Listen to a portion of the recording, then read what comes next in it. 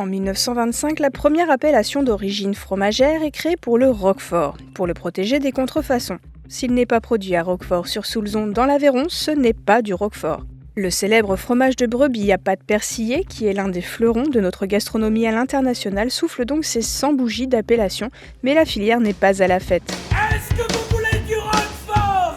Visiblement pour Donald Trump, la réponse est non, car avec ses annonces sur les taxes qui vont et qui viennent, les producteurs sont inquiets. Pour l'instant, la taxe douanière est fixée à 10% jusqu'au 9 juillet, mais elle pourrait atteindre 25% par la suite, voire plus si Donald Trump change encore d'avis. Pour les producteurs, ce n'est pas la première fois que le Roquefort se retrouve plongé dans la guerre commerciale américaine. En 1999, il avait été taxé à 100% en riposte à l'interdiction européenne d'importer du bœuf aux hormones.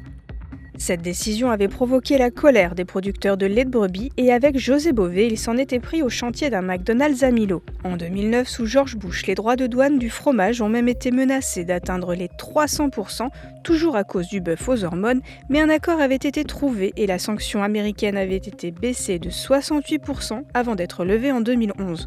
Alors que la consommation française de Roquefort chute de 3 à 4% par an depuis 2022, l'exportation américaine représentait en 2023 2,5% des ventes. Ce ne sont pas les niveaux de 1999, mais les producteurs ne souhaitent vraiment pas perdre ce marché, l'un des plus importants au niveau international.